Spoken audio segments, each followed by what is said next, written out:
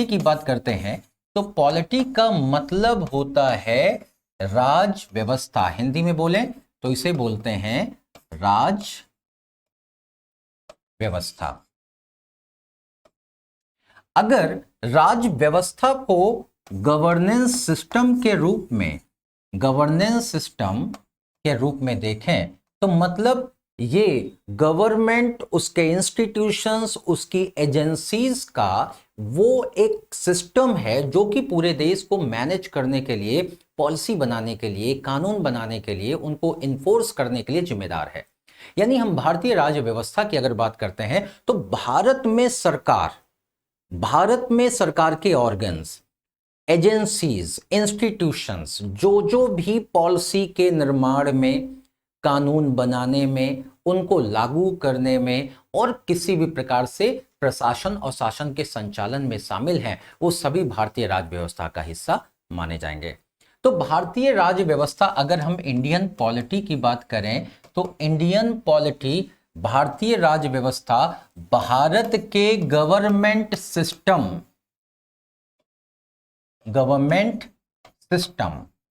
यानी शासन प्रणाली या शासन व्यवस्था, नीतियों, कानूनों, संस्थाओं, जो भी देश को चलाने में, इसके अफेयर्स को मैनेज करने में शामिल हैं, इन सभी को पॉलिटी के अंतर्गत रखा जाता है। यानी पॉलिटी का मतलब सिर्फ गवर्नमेंट नहीं है, बल्कि ये पूरा एक सिस्टम है, एक व्यवस्था है जिसमें government, semi government organisations, non government organisations, या हम ये कहें कि हर एक ऑटोनॉमस एजेंसी, गवर्नमेंट एजेंसी, सबको शामिल किया जाता है जो कहीं से पॉलिसी मेकिंग, पॉलिसी को बनाने या कानून को बनाने में संलग्न है। कानून के निर्माण में जिनकी भूमिका है, कानूनों को लागू करने में भूमिका है और शासन के संचालन में जिनकी भूमिका है। आपकी जानकारी के लिए ये मैं बता दूं, भारत की जो शासन प्रणाली पूरी तरह संवैधानिक है। कॉन्स्टिट्यूशन ही बेस में है भारत के पूरे पॉलिटिकल सिस्टम में। पूरे देश का जो शासन है, पूरे देश में जो नागरिकों का और राज्य का संबंध है, वो एक कानून से तय होता है। उस कानून को कहते हैं संविधान। तो आइए देखते हैं कि हम इसको पढ़ें कैसे। अगर कॉन्स्टिट्यूशन ही भारतीय पॉलिटी के नेचर, उसके स्कोप, उसके क्षेत्र को तय करता है, यानी भारत में ये जो कॉन्स्टिट्यूशन है, ये वो कानून है, वो दस्तावेज है, ये एक ऐसा लॉ है, एक ऐसा डॉक्यूमेंट है जो कि ना सिर्फ उस प्रॉपर फ्रेमवर्क को डिफाइन करता है जिसके अंदर रहकर शासन होगा, यानी कि it the supreme law of the country which defines the structure, organisations, power, jurisdictions of the government as well as the relation of the government and the citizens. It also defines not only the jurisdiction of the different agencies of the government but also the relation between those agencies, legislature, executive, judiciary. यानी संविधान देश का वो सर्वोच्च कानून है जिससे किसी देश का शासन, उसके नागरिक और उसकी सरकार सभी संचालित होते हैं। कॉन्स्टिट्यूशन को किसी भी कंट्री में एक लॉ के रूप में देखा जाता है। इंडिया में इसे हम लोग फंडामेंटल लॉ, कॉन्स्टिट्यूशन को फंडामेंटल लॉ या सुप्रीम लॉ की संज्ञा देते हैं। ये एक लीगल डॉक्यूमेंट भी है कॉन्स्टिट्यूशन।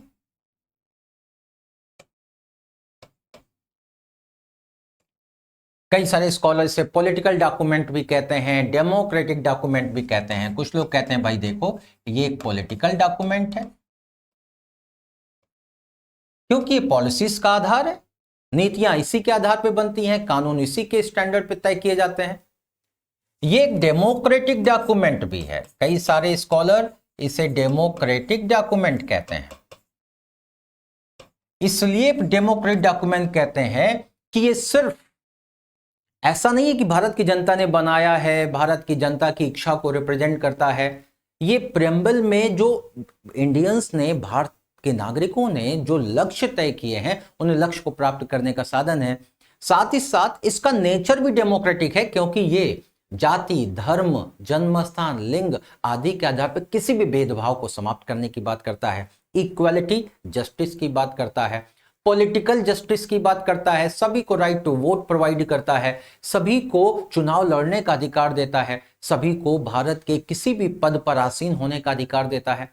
यानी लिंग, धर्म, जाति, जन्म स्थान के आधार पर कोई भी भेद नहीं करता। इसलिए डेमोक्रेटिक डॉक्यूमेंट है। इसका नेचर भी डेमोक्रेटिक है, इसका स्कोप भी डेमोक्रेटिक है। इलेक्शन का प्रावधान करता है, इंडिपेंडेंट एजेंसीज का प्रावधान करता है, जनता के द्वारा चुनी गई सरकार का प्रावधान करता है। साथ ही साथ कंटेंट भी डेमोक्रेटिक है, फंडामेंटल राइट प्रोवाइड करता है नागरिकों को, जो कि उन्हें पावर करता है स्टेट के अगेंस्ट। तो ये सारे जो प्रोविजंस हैं इसको डेमोक्रेटिक बनाते हैं। इसीलिए इसे जब आप मेंस की परीक्षा देखेंगे तो वहां पर संविधान को डेमोक्रेटिक डॉक्यूमेंट, संविधान को पॉलिटिकल डॉक्यूमेंट, संविधान को supreme law of the country आदि कमेंट के रूप में आपसे पूछे जाते हैं। यहां पर हम ये बताना चाहते हैं कि भारत के शासन के मूल में संविधान है, यानी भारत का शासन संवैधानिक है। भारत में संविधान की आवश्यकता क्या है, संविधान कैसे निर्मित हुआ, संविधान के स्कोप और डायमेंशंस क्या है, इनको समझने के पहले हम देखें कि भारत में हम जो ये पॉलिटी है जिसके बेस में कॉन्स्टिट्यूशन है, यानी भारत की पॉलिटी को लीड करने वाला कानून कौन सा है, that is the constitution. Bharat की पॉलिटी को डिफाइन, डिजाइन और रेगुलेट करने वाला कानून कौन सा है, दैट इज द कॉन्स्टिट्यूशन। यानी भारत की राज्य व्यवस्था का निर्धारक, भारत की राज्य व्यवस्था का संचालक और भारत की राज्य व्यवस्था का नियंत्रक कौन है, कॉन्स्टिट्यूशन ऑफ इंडिया। भारत की राज्य व्यवस्था का संचालक ही नहीं, नागरिकों और राष्ट्र के शासन को कैसे चलाया जाएगा इसका निर्धारक भी संविधान ही है। इसका मतलब अवर पॉलिटी, जो हमारा राज्य व्यवस्था है, वो हमारे संविधान से ही ओरिजिन हुआ है। तो बिना संविधान को समझे हुए राज्य व्यवस्था को समझ पाना संभव नहीं है। तो ऐसे में भारत की राज्य व्यवस्था का जो मूल है, सोर्स है, वो क्या है, संविधान है। तो संविधान को अध्ययन करें, संविधान का नागरिकों के साथ अध्ययन करें, संविधान का रिलेशन सरकार के साथ क्या अध्ययन करें। इसका मतलब कि अगर हमें इंडियन पॉलिटी के सिलेबस को अध्ययन करने की बात करनी है तो हम इसे 4 अलग अलग स्तर पे पढ़ सकते हैं और इससे कॉन्सेप्ट क्लियर हो जाएगा और साथ ही साथ आपको रिलेटेड प्रोविजंस काफी आसानी से याद करने में मदद मिलेगा। कैसे पढ़ सकते हैं इसको? हम लोग ऐसे पढ़ सकते हैं कि हम लोगों ने constitution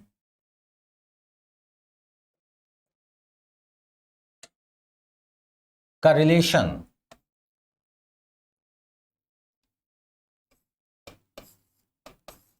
citizen, constitution and citizen, एक ये टॉपिक पढ़ें, कॉन्स्टिट्यूशन एंड गवर्नमेंट, एक ये टॉपिक पढ़ें, कॉन्स्टिट्यूशन एंड द स्टेट, एक ये टॉपिक पढ़ें, कॉन्स्टिट्यूशन एंड द गवर्नेंस, एक ये टॉपिक पढ़ें। यानी कि हम अपने सिलेबस को इन कैटेगरीज में बांट सकते हैं, constitution versus citizen, constitution versus state, constitution and government, constitution and governance. यानी संविधान और नागरिक, संविधान और सरकार, संविधान और राज्य, संविधान और शासन। मैंने पहले बताया कि सभी के सोर्स ऑफ पावर कौन है। अगर कॉन्स्टिट्यूशन का सोर्स ऑफ पावर देखेंगे तो नागरिक, हमारी संस्थाओं का सोर्स ऑफ पावर देखेंगे तो संविधान। तो ऐसे में अगर हम देखें तो कॉन्स्टिट्यूशन एंड सिटीजन, अगर ये टॉपिक पढ़ना हो तो इसमें क्या क्या पढ़ेंगे? ये पढ़ने के लिए इसमें हम पढ़ेंगे सिटीजनशिप, नागरिकता,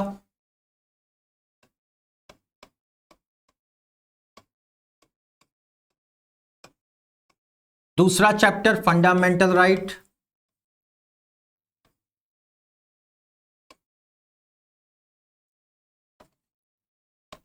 फंडामेंटल राइट, मौलिक अधिकार।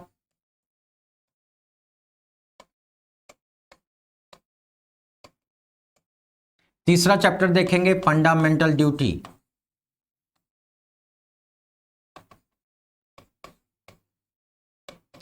यानी मौलिक कर्तव्य।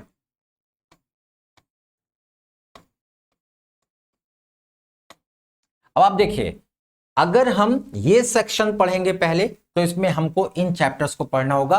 नागरिकता क्या है, मौलिक अधिकार क्या है, मौलिक कर्तव्य क्या है।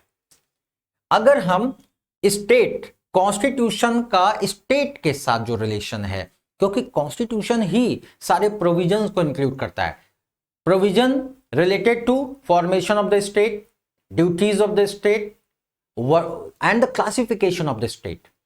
ये दूसरी ओर अगर हम गवर्नमेंट के संदर्भ में पढ़ेंगे तो provision related to government, central government, state government, local government, union territory की गवर्नमेंट वगैरह, ये सब इसमें पढ़ेंगे।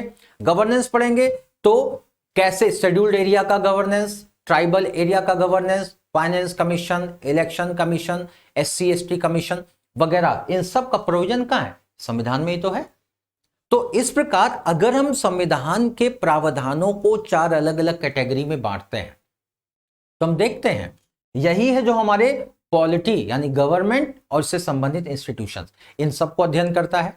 यही है गवर्नेंस, यानी कि गवर्नेंस रिलेटेड सारे प्रावधान और सारा बेस यही संविधान में मिलता है। यही है डेमोक्रेटिक डॉक्यूमेंट, क्योंकि नागरिक के अधिकार, उनके नागरिकता के अधिकार, उनके कर्तव्य, उनकी इच्छाओं को यही समाहित करता है। और अगर हम देखें तो स्टेट की संरचना को यही कॉन्स्टिट्यूशन, जो फेडरल कॉन्स्टिट्यूशन है, जो स्टेट को एक डुअल गवर्नमेंट सिस्टम प्रोवाइड करता है। स्टेट के ऑर्गेनाइजेशन, स्टेट के रीऑर्गेनाइजेशन और इन सबको करने के जो तरीके हैं, प्रावधान है, वो सब संविधान के अंतर्गत ही निर्धारित हैं। और इसीलिए भारत के संविधान को ही भारत के शासन का आधार, भारत के संविधान को ही भारत के शासन का सर्वोच्च कानून कहा जाता है। तो यहां पर हम इन चीजों को एक एक करके पढ़ेंगे। सबसे पहले हम देखेंगे कि कॉन्स्टिट्यूशन क्या है। सबसे पहला टॉपिक तो यही है कि what is constitution, why constitution is needed in any state. किसी स्टेट में संविधान की आवश्यकता क्या है। तो पहले हम जो टर्म्स हैं, पहले उन टर्म्स को थोड़ा क्लियर करेंगे कि स्टेट क्या होता है, यानी राज्य क्या होता है, संविधान क्या होता है, सरकार क्या होती है, सरकार में लेजिस्लेचर क्या होता है, एग्जीक्यूटिव क्या होता है, जुडिशरी क्या होता है, सरकार और नागरिक के बीच का संबंध क्या होता है, डेमोक्रेटिक गवर्नमेंट क्या है। अगर relation between the government and citizen देखें तो गवर्नमेंट कई प्रकार की हो सकती है, यानी गवर्नमेंट डेमोक्रेटिक भी हो सकती है, ऑटोक्रेटिक भी हो सकती है, मोनार्किकल भी हो सकती है। और किसी भी देश की पॉलिटी में जो नेचर ऑफ द गवर्नमेंट है वो सेम नहीं होता। पार्टिसिपेशन ऑफ द पीपल, जनता की भागीदारी कितनी है, इसके आधार पर राज्य व्यवस्था की प्रकृति अलग अलग हो सकती है। तो आइए पहले बेसिक टर्म देखते हैं, फिर टॉपिक को स्टार्ट करते हैं, इंडियन पॉलिटी के टॉपिक को। बेसिक टर्मिनोलॉजीज क्या है। सबसे पहला टर्म है स्टेट, क्योंकि आखिर संविधान किसके लिए बना है, स्टेट के लिए बना है ना, स्टेट के लोगों के लिए बना है। स्टेट और स्टेट के लोग, जिन्हें हम लोग सिटीजन कहते हैं, संविधान तो इन्हीं के लिए बना है। तो अगर स्टेट देखें तो स्टेट एक पॉलिटिकल एंटिटी है। इसके 4 इंपॉर्टेंट एलिमेंट्स हैं, स्टेट के 4 इंपॉर्टेंट एलिमेंट्स हैं। पहला एलिमेंट जो स्टेट का है, दैट इज डिफाइंड टेरिटरी। एक राज्य क्षेत्र का होना बहुत जरूरी है। राज्य का पहला कंपोनेंट है एक टेरिटरी, डिफाइंड टेरिटरी, एक राज्य क्षेत्र, भौगोलिक राज्य क्षेत्र होना चाहिए। दूसरा, इस राज्य क्षेत्र में निवास करने वाली एक जनसंख्या होनी चाहिए, पीपल, लोग होने चाहिए, पीपल, जनसंख्या, पॉपुलेशन जिसे कहते हैं, जनसंख्या होनी चाहिए, पॉपुलेशन होनी चाहिए। तीसरा, ऑर्गेनाइज्ड गवर्नमेंट होना चाहिए, ऑर्गेनाइज्ड गवर्नमेंट होना चाहिए, संगठित सरकार।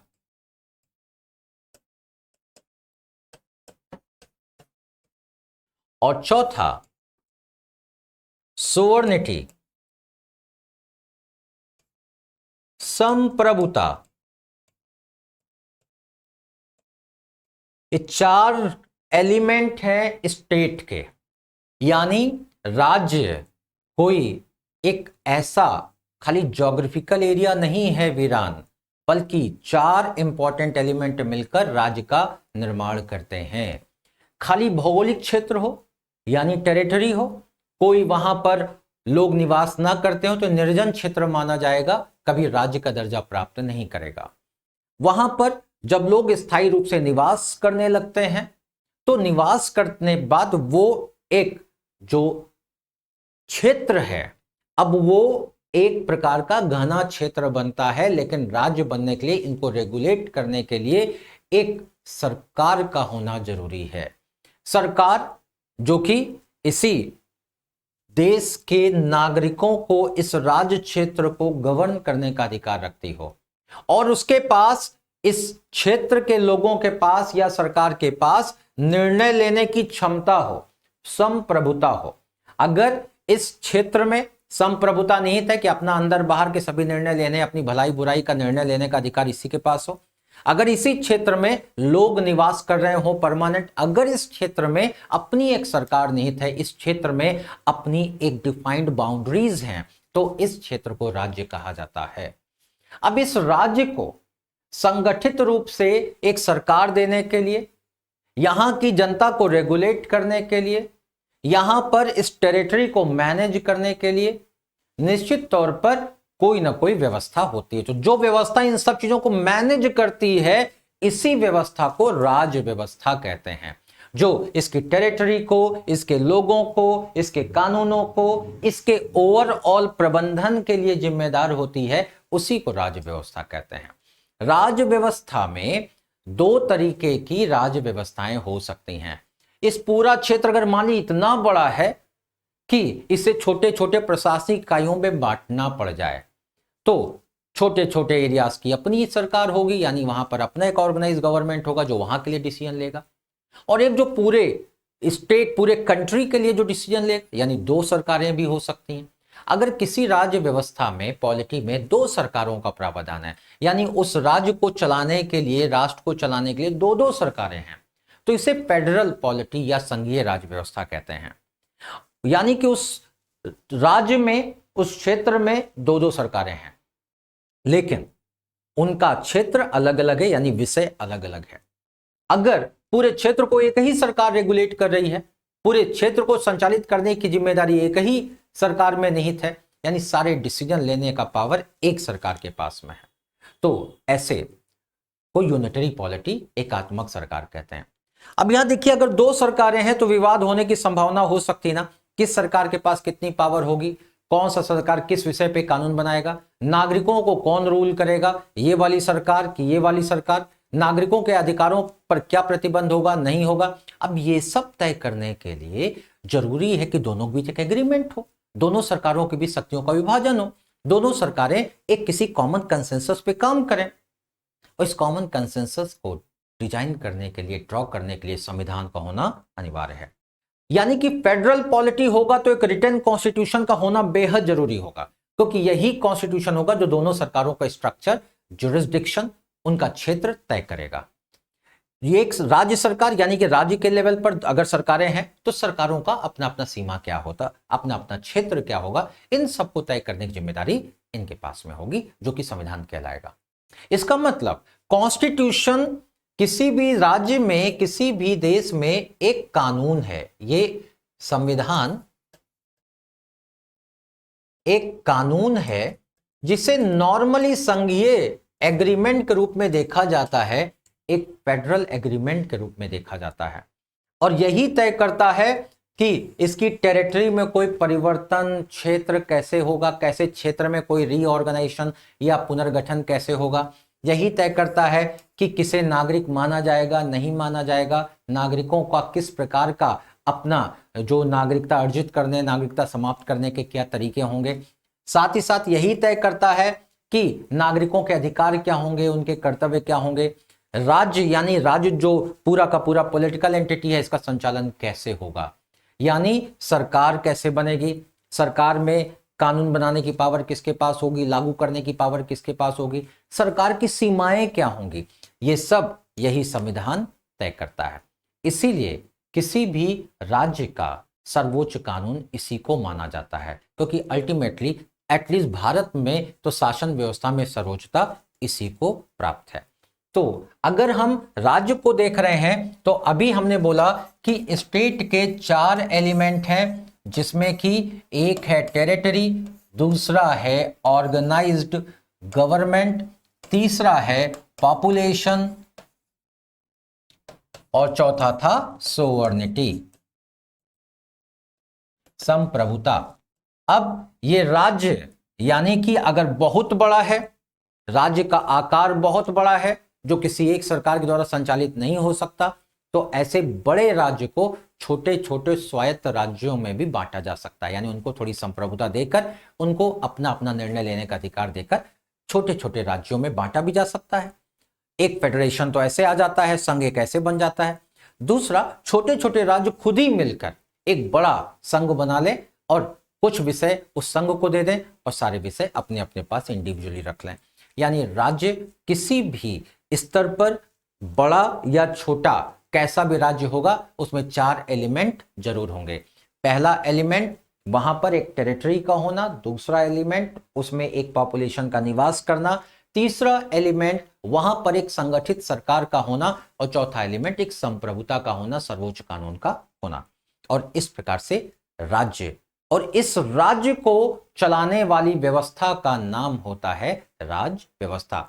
इसके लिए डिसीजन लेने, लागू करने वाली व्यवस्था का नाम होता है राज व्यवस्था। और आप जानते हैं नॉर्मली ये किसके पास पावर होती है, सरकार के पास। सरकार ही निर्णय लेती है, लागू करती है। इसका मतलब मोस्टली हम राज व्यवस्था में, पॉलिटी में किसको पढ़ते हैं, गवर्नमेंट को पढ़ते हैं, गवर्नमेंट एजेंसीज को पढ़ते हैं, गवर्नमेंट की वर्किंग को पढ़ते हैं, गवर्नमेंट का नागरिकों के साथ रिलेशन, नागरिकों का गवर्नमेंट में क्या रोल है, इन सब चीजों को हम राज व्यवस्था के अंतर्गत पढ़ते हैं।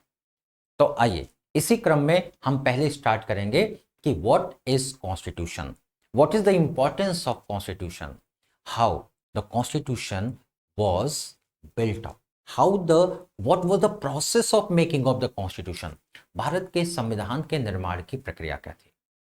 उसके पहले हम आपको यह भी बताएं कि इसमें किस प्रकार के प्रश्न आते हैं। देखिए, इंडियन पॉलिटी प्रीलिम्स में भी इंपॉर्टेंट है। अगर आपने पीसीएस 2023 का भी परीक्षा दिया होगा तो आपको पता होगा कि 22 से 25 क्वेश्चन आए पीसीएस में पॉलिटी से। आईएएस में भी 10 के 11 के लगभग क्वेश्चन थे, 12 क्वेश्चन पॉलिटी से। इनडायरेक्टली 6 क्वेश्चन और थे, यानी 15-16 क्वेश्चन डायरेक्ट इनडायरेक्ट मिलाकर थे। तो इसका मतलब इंडियन पॉलिटी के इन क्वेश्चंस को अगर आप देखें तो आप इनका पैटर्न और नेचर समझ सकते हैं और देख सकते हैं कि ज्यादातर क्वेश्चन कॉन्सेप्चुअल, जो फैक्चुअल क्वेश्चंस आए भी हैं उनके लिए भी कॉन्सेप्ट का आपको क्लियर होना बहुत जरूरी है। तो आइए इसी क्रम में मैंने आपको बोला कि हम 4 तरीके से पढ़ेंगे इसको। सबसे पहले तो हम पढ़ेंगे कॉन्स्टिट्यूशन क्या है। कॉन्स्टिट्यूशन के अंतर्गत सबसे पहले हमारा जो होगा वो होगा introduction of the constitution, introduction of the constitution. बच्चों, इस टॉपिक से क्वेश्चन इतने आते हैं, अगर आप देखिएगा तो इंट्रोडक्शन में कितने पार्ट हैं, कितने शेड्यूल हैं, कितने आर्टिकल हैं, उठा के देखिएगा हर बार 1-2 क्वेश्चन सुमेलित करिए, मैच द फॉलोइंग करके आता है। दे देंगे पार्ट 3, पार्ट 7, पार्ट 9, पार्ट 12 और एक तरफ दे देंगे कि इस पार्ट में क्या क्या है, इस पार्ट में कौन कौन से टॉपिक हैं। तो अब मान लिया पार्ट 3 दे दिया, एक और दे दिया फंडामेंटल राइट, पार्ट 4 दे दिया, एक और दे दिया डीपीएसपी, और इस प्रकार पार्ट 4, पार्ट 5, पार्ट 6, पार्ट 7 ये टॉपिक दिए जाते हैं और दूसरी ओर उसको सुमेलित करने वाले पार्ट रखे जाते हैं। तो आपको मिलाने के लिए आता है कि बताइए किस पार्ट में क्या है। तो इंट्रोडक्शन के इसी सेगमेंट से आपको कई सारे क्वेश्चन मिल जाएंगे। दूसरा, इसी कॉन्स्टिट्यूशन के टॉपिक में हम दूसरा टॉपिक पढ़ेंगे, that is the making of constitution.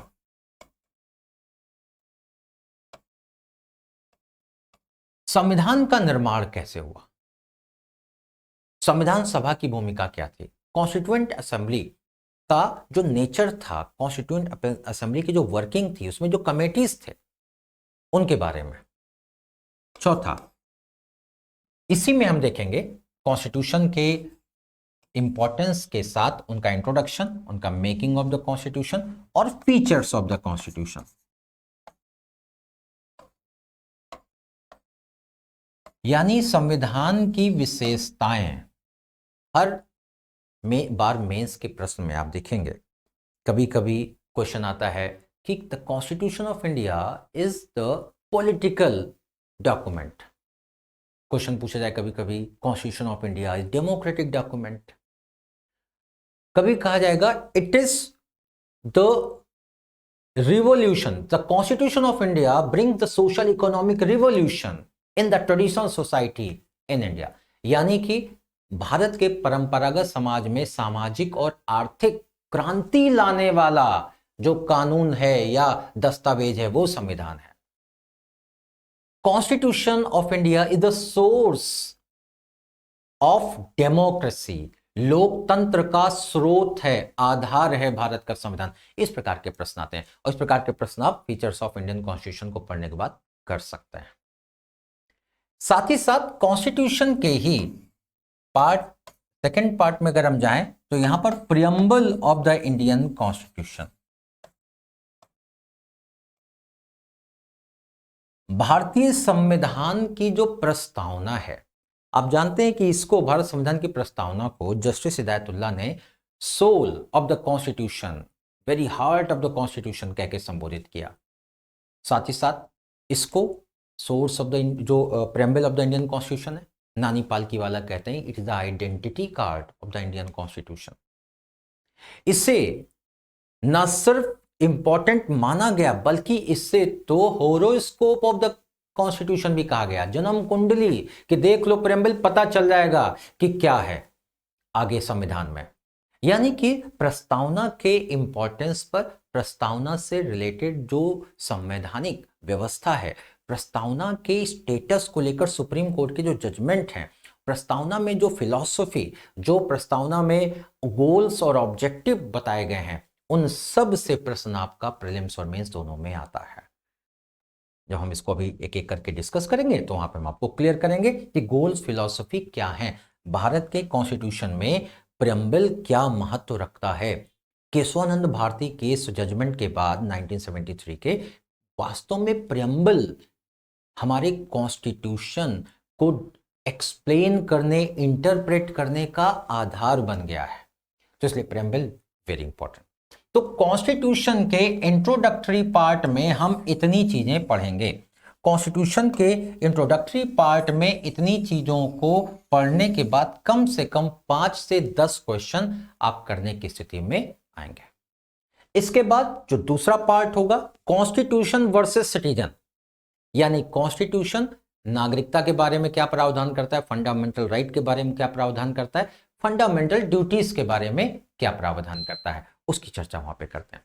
तो आइए पहले स्टार्ट करते हैं, what is the constitution, why a constitution is needed in the society. किसी भी समाज में संविधान की आवश्यकता क्यों है, और वास्तव में किसी भी समाज में, खास तौर पर ऐसा समाज जहां डाइवर्सिटी ज्यादा हो, जहां पर लोगों के बीच लिंग्विस्टिक, रिलीजियस और अन्य तरीके के विभेद बहुत ज्यादा हैं, वहां पर संविधान क्या रोल प्ले करता है। आइए स्टार्ट करते हैं यहीं से। पहला, कॉन्स्टिट्यूशन में importance, why it is important for the society, importance और फंक्शंस ऑफ कॉन्स्टिट्यूशन। पहली चीज है। दूसरी चीज, कॉन्स्टिट्यूशन का स्ट्रक्चर क्या है, संरचना क्या है भारत के संविधान के। तो दोस्तों एक बात यहां बताना मैं चाहूंगा कि किसी भी कॉन्स्टिट्यूशनल फ्रेमवर्क को उठाकर देखा जाए, वर्ल्ड के किसी भी, वो कहीं ना कहीं अपनी हिस्ट्री से प्रभावित होता है, लोगों की डिमांड से प्रभावित होता है।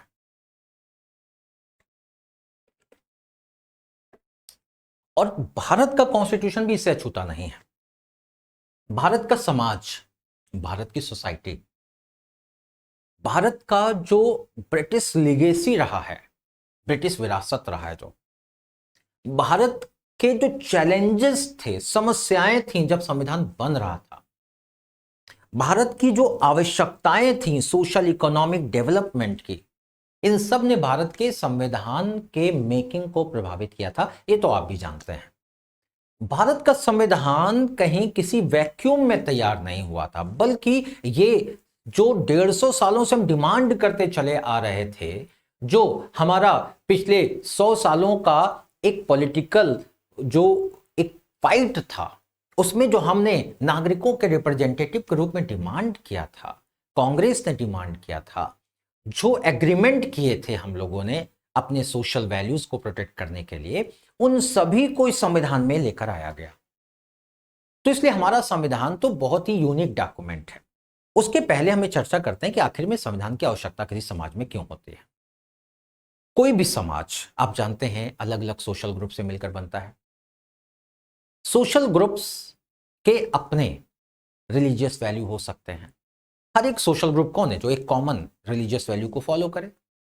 एक रिलीजियस के साथ उनकी अपनी लिंग्विस्टिक आइडेंटिटी, अपने कस्टम्स, अपने वैल्यूज, अपने जो कॉमन इंटरेस्ट हैं, उन सबको लेकर एक सोशल ग्रुप बनता है।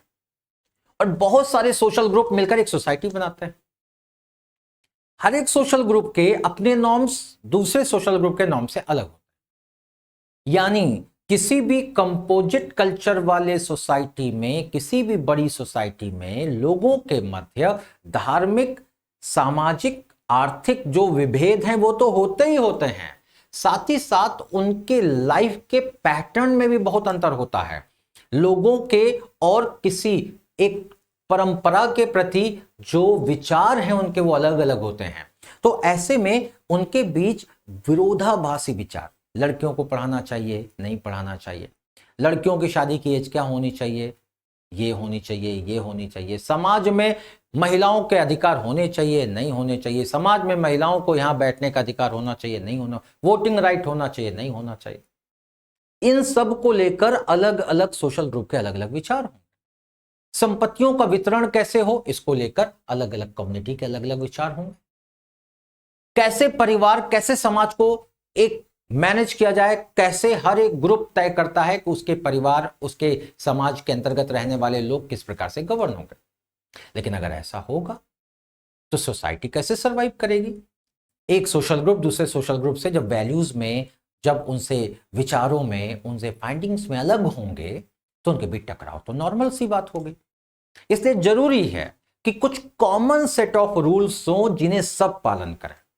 भले ही सब चीजों में अलग अलग हो, लेकिन ऐसे कुछ कॉमन सेट ऑफ रूल्स हों जिनका पालन, अगर हम चाहते हैं सोसाइटी सरवाइव करे तो उस सोसाइटी में common set of rules maintain करने पड़ेंगे। उन कॉमन सेट ऑफ रूल्स को मानना सबके लिए बाध्यकारी होगा, जिससे मिनिमम कोऑपरेशन सुनिश्चित हो सके, सोसाइटी चलती रहे। और इसी कॉमन मिनिमम जो कोऑपरेशन को मेंटेन करने के लिए, यानी मिनिमल कोऑपरेशन को मेंटेन करने के लिए जो कॉमन सेट ऑफ रूल्स हैं, इन्हीं को कहा जाता है संविधान। यानी संविधान के बिना सोसाइटी में एक यूनिटी, इंटीग्रिटी मेंटेन कर पाना संभव ही नहीं है, क्योंकि सबके अलग अलग रूल्स, अपने जीवन को जीने के अलग अलग पैटर्न, अपनी philosophy, religious, social, economic values सब अलग अलग। तो अगर कॉमन सेट ऑफ रूल्स नहीं होंगे तो किसी भी समाज को संचालित कर पाना संभव नहीं होगा और आपसी टकराव में ही सोसाइटी समाप्त हो जाएगी। इसलिए minimum set of rules, common set of rules जो ऑब्लिगेटरी हो, हर किसी को पालन करना जरूरी हो, ऐसा होना जरूरी है। और इसी कॉमन सेट ऑफ रूल्स जो ऑब्लिगेटरी होते हैं, कहते हैं संविधान। दूसरी बात, यानी मिनिमम कोऑपरेशन के लिए संविधान का होना जरूरी है। दूसरी बात, किसी भी सोसाइटी में जब इतने अलग अलग प्रकार के ग्रुप हैं तो भैया कानून कौन लागू कराएगा? जो कॉमन सेट ऑफ रूल्स बनाए, अगर किसी ने उसका उल्लंघन किया तो इस पर नजर कौन रखेगा? सोसाइटी में डिसीजन लेने का अधिकार की प्रॉपर्टी का डिस्ट्रीब्यूशन है या सोशल मैनेजमेंट है, पॉलिटिकल मैनेजमेंट है, कौन करेगा? वो कहेंगे हम करेंगे, वो कहेंगे हम करेंगे, जिसकी लाठी उसकी भैंस, ये चलेगा। तो कौन तय करेगा कि निर्णय कौन लेगा? कौन तय करेगा कि किस प्रकार से निर्णय लेने की प्रक्रिया होगी? तो इसके लिए कुछ कॉमन गाइडलाइंस, कुछ कॉमन सेट ऑफ प्रिंसिपल्स होंगे, कुछ ऐसे प्रोविजंस होने चाहिए जो ये तय करे कि सरकार कैसे बनेगी, शासन कैसे चलेगा, कम्युनिटी की भागीदारी कितनी होगी इस डिसीजन लेने की प्रक्रिया में, निर्णय लेने का तरीका क्या होगा, निर्णय लेने के संदर्भ में कौन कौन से सीमाएं होंगी। अगर यह तय न किया जाए तो यही समाज में बवाल का कारण बन जाएगा और समाज टूटेगा। इसलिए जरूरी है कि किसी भी सोसाइटी में तय हो कि कौन निर्णय लेगा, सरकार का गठन कैसे होगा, सरकार में लेजिस्लेचर, एग्जीक्यूटिव, जुडिशरी, इन ऑर्गन्स का काम क्या होगा, ये अपना काम किन सीमाओं के अंतर्गत रहकर करेंगे। और ये सब सुनिश्चित करने के लिए एक संविधान का होना जरूरी है, क्योंकि अगर संविधान नहीं होगा तो ये चीज तय नहीं हो पाएंगी, तय नहीं होगा तो समाज आपस में लड़कर मर जाएगा।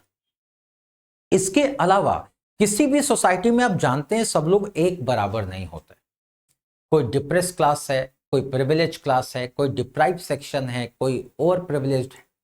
तो ऐसी स्थिति में सोसाइटी में राज्य इसको मिनिमाइज कर सके, इस गैप को, जो इनकम में असमानता है, इनइक्वालिटी इन इनकम है, उसे कम कर सके, सोशल डिस्क्रिमिनेशन को समाप्त कर सके। इसके लिए जरूरी है कि राज्य को एम्पावर किया जाए, सरकार को एम्पावर किया जाए, सरकार को शक्तियां दी जाएं। और ये शक्तियां कोई व्यक्ति नहीं दे सकता, बल्कि जब इसे कानून से शक्तियां प्राप्त होती हैं तो चूंकि ऑब्लिगेटरी होने के कारण फिर सारे लोग उसका पालन करते हैं।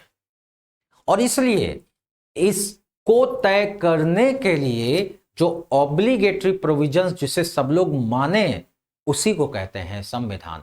इसका मतलब राज्य की शक्तियों, उनके क्षेत्राधिकार, उनकी सीमाओं को निर्धारित करने वाला कानून संविधान है। तो किसी भी सोसाइटी में इसकी तो बहुत जरूरत है, क्योंकि अगर ऐसा नहीं होगा तो जो ताकतवर है ताकतवर बनता चला जाएगा, जो कमजोर है और कमजोर होता चला जाएगा। तो इसलिए जरूरी है एक ऐसा संविधान हो जो राज्य को शासन चलाने के संदर्भ में उसके क्षेत्राधिकार को, उसकी सीमाओं को तय कर सके। नागरिकों पर और राज्य के बीच में क्या रिलेशन हो? भाई सरकार के पास तो बहुत सारी पावर है, तो अगर ये नागरिकों के अधिकारों को पर प्रतिबंध लगाना शुरू कर दें तो क्या होगा? Power corrupts and absolute power corrupts absolutely. शक्ति व्यक्ति को भ्रष्ट बनाती है, पूर्ण शक्ति व्यक्ति को पूर्णतया भ्रष्ट बनाती। तो ऐसे तो सरकार पर जिसके पास इतनी पावर है वो तो जनता के अधिकारों को कुचल डालेगा और फिर से समाज अव्यवस्थित, असंगठित हो जाएगा, फिर से विद्रोह होगा, फिर से वहां पर सरकार के विरुद्ध क्रांतियां शुरू होंगी। तो जरूरी है कि अगर हम चाहते हैं कि शासन व्यवस्था, समाज और उसकी व्यवस्था सही ढंग से चले, तो हमें यह करना पड़ेगा कि सरकार किस हद तक नागरिकों के अधिकारों पर प्रतिबंध लगा सकती है, इसकी भी एक सीमा हो। और यह सीमा ऐसी हो जो नेचर में फंडामेंटल हो, जिसका उल्लंघन राज्य ना कर सके। और सिर्फ संविधान द्वारा तय किए गए नियमों का ही सरकार उल्लंघन नहीं कर सकती, क्योंकि ये obligatory common set of rules हैं जो सरकार को भी मानने हैं और नागरिकों को भी। इसीलिए किसी भी समाज के प्रॉपर रेगुलेशन के लिए संविधान का होना बेहद जरूरी है। इसीलिए इन्हीं आवश्यकताओं की पूर्ति के लिए भारत जैसे डाइवर्सिफाइड सोसाइटी को रेगुलेट करने के लिए भारत की व्यवस्था में इतने धार्मिक, क्षेत्रीय और भाषाई जो भिन्नता थी, यानी कि जो एक डाइवर्सिटी थी, इसे हैंडल करने के लिए समाज को एक स्थिर शासन प्रदान करने के लिए एक संविधान की रचना की गई। उस संविधान की रचना भारत की संविधान सभा के द्वारा की गई। भारत की संविधान सभा, अभी जिसकी चर्चा हम करेंगे, इसने 26 जनवरी 1950 को एक संविधान लागू किया। हालांकि 26 नवंबर 1949 को यह संविधान बनके तैयार हो गया था, लेकिन लागू हुआ 26 जनवरी 1950 को। 26 नवंबर 1949 को जो संविधान बनके तैयार हुआ था, इसीलिए 26 नवंबर 1949 को संविधान दिवस, 26 नवंबर का दिन संविधान दिवस कहा जाता है। और 26 जनवरी को रिपब्लिक डे यानी कि गणतंत्र दिवस मनाया जाता है। क्योंकि इस दिन से हमारा गणतंत्र लागू हुआ, जनता का कानून यानी संविधान लागू हुआ। इसी दिन से जनता का रिप्रेजेंटेटिव राष्ट्रपति के रूप में नियुक्त होने लगा। इसी दिन से हमारा राष्ट्र का प्रधान निर्वाचित होने लगा। इसी दिन से सारी शक्तियां जनता में निहित कर दी गई, और इसीलिए जनता में सारी शक्तियां निहित हुई। जनता से ही सरकार और उसकी संस्थाओं को, उसके एजेंसीज को पावर मिलनी शुरू हुई। Source of the power of the government and it agencies are vested within the constitution, and constitution take this power from the people of India. यानी अल्टीमेटली जो संस्थाएं हैं वो किससे पावर प्राप्त कर रही है, शक्ति प्राप्त कर रही है? जनता से प्राप्त कर रही है। यानी गण का तंत्र, जनता का तंत्र, जनता से ही सारे शक्तियां इनको मिल रही हैं सरकारों को। सरकार जनता की इच्छा से चल रही है और राष्ट्र का प्रधान भी जनता के द्वारा निर्वाचित हो रहा है। इसी को कहते हैं गणतंत्र। तो गणतंत्र लागू हुआ 26 जनवरी 1950 को, और 26 नवंबर 1949 को संविधान इनैक्ट हुआ, यानी 26 नवंबर को इनैक्टमेंट हुआ, इनैक्टमेंट ऑफ द कॉन्स्टिट्यूशन। संविधान इनैक्ट हुआ यानी कि संविधान सभा ने इस कानून को पारित किया, और 26 जनवरी 1950 को एनफोर्स हुआ, एनफोर्समेंट ऑफ द कॉन्स्टिट्यूशन। जिस दिन एनफोर्समेंट हुआ, लागू हुआ, उसे कहते हैं गणतंत्र दिवस, रिपब्लिक डे। जिस दिन इस कानून को पारित किया गया, इनैक्ट किया गया, उसे कहा जाता है कॉन्स्टिट्यूशन डे या नेशनल लॉ डे। ठीक। भारत के संविधान का अगर स्ट्रक्चर देखें, structure of the Indian constitution, यहां से 2 क्वेश्चन कम से कम आते हैं। तो जिस दिन यह लागू हुआ, कॉन्स्टिट्यूशन ऑफ इंडिया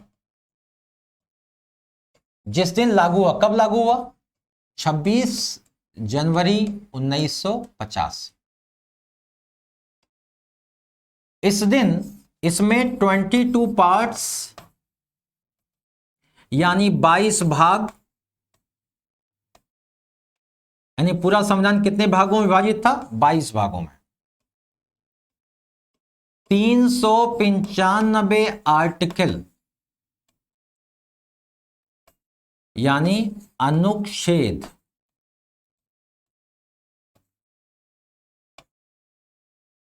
और 8 शेड्यूल यानी अनुसूचियां।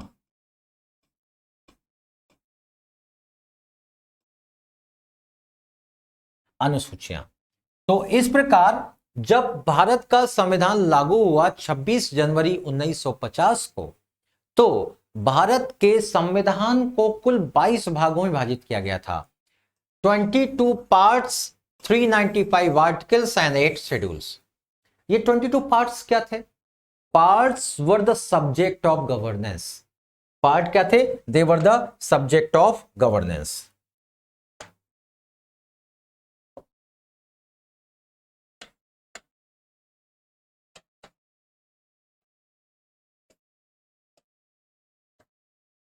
Subject of governance. Subject of governance का मतलब हर एक पार्ट एक पर्टिकुलर सब्जेक्ट को लेता है जिस पर प्रावधान किए गए हैं। तो भारत के संविधान में टोटल 22 सब्जेक्ट गवर्नेंस के लिए एक्सेप्ट किए गए थे। जैसे पार्ट 1 अगर ऐसे देखेंगे तो पार्ट 1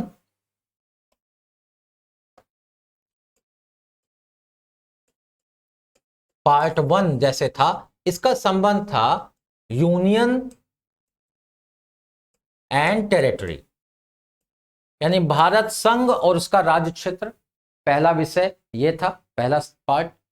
अब ये कैसे, भारत संघ कैसे बनेगा, इसमें राज्यों को कैसे शामिल किया जाएगा, राज्यों का नाम कैसे बदला जाएगा, छोटे राज्य मिलाकर बड़े राज्य कैसे बनेंगे, किसी राज्य को काट के छोटे राज्य कैसे बनाए जाएंगे, वगैरह वगैरह।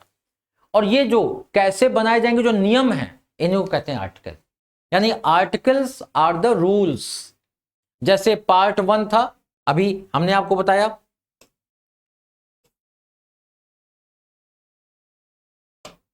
ये जो पार्ट 1 है इसमें कितने रूल हैं? Rule number 1 to 4। पार्ट 1 का संबंध यूनियन एंड टेरिटरी से, संघ और राज्य क्षेत्र से है। संघ में कितने राज्य होंगे, संघ का जो एरिया है वो कितना बड़ा होगा, इसमें नए राज्य कैसे शामिल किए जाएंगे, राज्यों का नाम, सीमा क्षेत्र, यानी how these state can be reorganised, how their name can be altered, change, how the territories can be altered, how the new state can be formed वगैरह, ये सब 1 से 4 के बीच में नियम में बताया गया। ऐसे ही पार्ट 2 एक अलग सब्जेक्ट लेकर चलता है, पार्ट 2 जो सिटीजनशिप, नागरिकता, और उसमें 5 से 11 आर्टिकल 5 to 11 यानी रूल्स नंबर 5 से लेकर 11 तक के प्रावधान, कौन कौन नागरिक माना जाएगा, नागरिकता कैसे खत्म होगी, कैसे नागरिकता दी जाएगी वगैरह वगैरह, इसके बारे में रिलेटिव जो प्रोविजंस हैं वो यहां पर दिए गए। इसका मतलब पार्ट क्या है, parts are the subject of governance, ये शासन के विषय हैं। तो भारत के संविधान में ओरिजिनली 22 विषयों को कवर किया गया, साथ ही साथ नियम, ये 22 विषय को रेगुलेट करने के लिए 395 नियम बनाए गए, यानी प्रावधान, और इनको जहां जहां पर भी एडिशनल प्रोविजंस, क्योंकि शेड्यूल कुछ और नहीं है बल्कि ये कॉम्प्लीमेंट्री प्रोविजंस हैं, या ये जहां जहां पर स्कैटर्ड चीजों को, संविधान में जो स्कैटर्ड चीजें थी उन्हें एक जगह बताने के लिए उन्हें एक जगह लिस्ट किया गया, यानी कि ये परमानेंट प्रोविजंस टाइप के नहीं है बल्कि किसी न किसी आर्टिकल से रिलेटेड है ये, यानी कि संविधान के आर्टिकल्स में जहां जहां कई प्रोविजंस अलग अलग दिए गए हैं उनको एक जगह उठाकर रखा गया। साथ ही साथ जहां जहां पर संविधान में एक्सप्लेन करना पॉसिबल नहीं था वहां पर बताकर उसका एक्सप्लेनेशन कहां दे दिया गया, शेड्यूल में दे दिया गया। फॉर एग्जाम्पल आर्टिकल 1 कहता है, पार्ट 1 में आर्टिकल 1 कहता है, India that is Bharat shall be the union of states, Bharat अर्थात इंडिया राज्यों का संघ होगा, and it's territory shell consist of the territory of states, union territory and acquired area, यानी भारत अर्थात इंडिया राज्यों का संघ होगा और इसके राज्य क्षेत्र का निर्माण राज्यों के राज्य क्षेत्र को मिलाकर, केंद्र शासित प्रदेशों के राज्य क्षेत्र को मिलाकर और अर्जित किए गए राज्य क्षेत्र को मिलाकर किया जाएगा। लेकिन कौन से स्टेट्स, कौन से यूनियन टेरिटरी, इनको वहां पर डिफाइन नहीं किया गया, बल्कि इन सभी राज्यों का नाम, उनकी टेरिटरी और उनके कैपिटल्स वगैरह को एक जगह लिस्ट करके शेड्यूल 1 के रूप में रख दिया गया। और शेड्यूल 1 में सभी राज्यों का नाम, उनकी टेरिटरी और उनके बाउंड्रीज वगैरह ये सब डिफाइन किया गया, और आर्टिकल 1 से उन्हें रिलेट कर दिया गया कि आर्टिकल 1 में जो स्टेट, यूनियन टेरिटरी की बात की जा रही है वो वही है जो शेड्यूल 1 में बताया गया है। ठीक, तो इस प्रकार ये किसी न किसी आर्टिकल से अपने वैल्यू को प्राप्त करते हैं, किसी आर्टिकल से अपने मीनिंग को प्राप्त करते हैं, कौन, शेड्यूल्स। तो इस प्रकार ओरिजिनली हमारे कॉन्स्टिट्यूशन में टोटल 22 पार्ट्स, 395 आर्टिकल्स और 8 शेड्यूल थे। हालांकि हमारा कॉन्स्टिट्यूशन लिविंग डॉक्यूमेंट है, एक फ्लेक्सिबल डॉक्यूमेंट है, यानी कि इसमें संशोधन किया जा सकता है। लिविंग डॉक्यूमेंट है कि सिचुएशन के अकॉर्डिंग, परिस्थितियों के अकॉर्डिंग इसमें परिवर्तन किया जा सकता है। जैसे जैसे हमारे शासन की समस्याएं बदलेंगी, जैसे जैसे आवश्यकताएं चेंज होंगी, वैसे वैसे हम अपने संविधान को रेलिवेंट बनाए रखने के लिए इसमें संशोधन कर सकते हैं। और इसी क्रम में हमने 104 संशोधन कर दिए और 104, 105 संशोधन आज की डेट में 2023 तक हो चुके हैं। और इनके बाद इनमें बहुत सारे प्रावधान जोड़े गए और बहुत सारे प्रावधान निकाले भी गए। ऐसा नहीं खाली जोड़े गए, निकाले भी गए, यानी अमेंडमेंट करके बहुत सारे प्रावधानों को इसमें जोड़ा भी गया, बहुत सारे प्रावधानों को इसमें से निकाला भी गया। और ओवरऑल देखा जाए तो आज की डेट में जो पार्ट हैं उनकी संख्या घटाने और हटाने के बाद 25 बची हुई है। और आर्टिकल देखें तो 450 से ज्यादा आर्टिकल आज की डेट में हमारे कॉन्स्टिट्यूशन में हैं और शेड्यूल की संख्या बढ़कर 12 हो गई। लेकिन संवैधानिक दृष्टिकोण से जब पूछा जाता है तो संविधान में संशोधन करने का अधिकार संविधान के अंदर है ना, यानी 22 भाग के अंदर ही तो संशोधन कर सकते हैं। 395 आर्टिकल के अंदर ही तो संशोधन कर सकते हैं, तो 23वां 24वां 25वां भाग कहां से आ गया? इसका मतलब अमेंडमेंट के माध्यम से हम इसी में पार्ट 4 में 4A जोड़ दें, पार्ट 9 में 9A 9B जोड़ दें, पार्ट 14 में 14A जोड़ दें, लेकिन पार्ट 23 जोड़ नहीं सकते। तो अगर संवैधानिक दृष्टि से देखेंगे तो आज भी पार्ट 22 ही है, क्योंकि 23वां 24वां 25वां कुछ नहीं, लेकिन नंबर की दृष्टि से देखेंगे तो इनकी संख्या 25 है। ऐसे आर्टिकल भी 396 कोई आर्टिकल जोड़ा ही नहीं गया, पार्ट आर्टिकल 51 में 51A जोड़ दिया गया, 243 में 243 A B C D E F G H करके जोड़ दिया गया, ऐसे करके प्रावधान जोड़े गए। इसलिए इन नंबर हम काफी कॉम्प्रिहेंसिव हो गए, काफी ब्रॉड हो गए, लेकिन अगर हम इसे कॉन्स्टिट्यूशनली देखेंगे तो हमने जितने भी संशोधन किए हैं उसी 22 पार्ट के अंदर 395 आर्टिकल के अंदर ही किए हैं। तो कि schedule are just an explanation, ये व्याख्याएं हैं, ये सप्लीमेंट्री कॉम्प्लीमेंट्री प्रोविजंस हैं, इसलिए इनकी संख्या बढ़ सकती है, क्योंकि इनके लिए कोई लिमिट नहीं, क्योंकि तो एक्सप्लेनेशंस हैं। जैसे नए नए आर्टिकल हम उसी में सब आर्टिकल जोड़ेंगे तो उसका एक्सप्लेनेशन अलग से जाएगा। तो इसको 8 9 10 11 12 इनकी संख्या आज 12 हो गई, लेकिन इन कॉन्स्टिट्यूशनल टर्म आज भी 22 पार्ट 395 आर्टिकल्स हैं, बस खाली शेड्यूल की संख्या 12 हो गई है।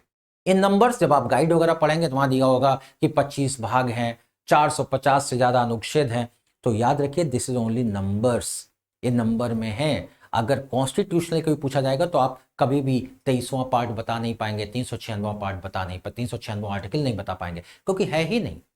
तो इसलिए आपको दोनों बातें ध्यान रखनी, जब मेंस में लिख रहे हैं तो वहां पर आप बता सकते हैं कि इनकी संख्या काफी ब्रॉड हो गई है। It is the lengthiest written constitution of the world, क्योंकि 104 105 संशोधन के बाद आज इसमें इतनी सारी और भी डेवलपमेंट्स हो गए हैं। लेकिन जैसे ही ये प्रीलिम्स और जैसे ही ये एक तरीके से कॉन्स्टिट्यूशनल टर्म में आ जाएगा, वैसे आपको सतर्क हो जाना पड़ेगा, क्योंकि 23वां पार्ट कोई हमारे यहाँ नहीं है, 24वां पार्ट कोई नहीं है हमारे यहाँ। ठीक है, तो इस प्रकार से भारत के कॉन्स्टिट्यूशन का जो ओवरऑल स्ट्रक्चर है वो ये है। नेक्स्ट टॉपिक में हम लोग संविधान का जो विशेषता है, संविधान की जो मेकिंग है, उसको देखेंगे। Thank you.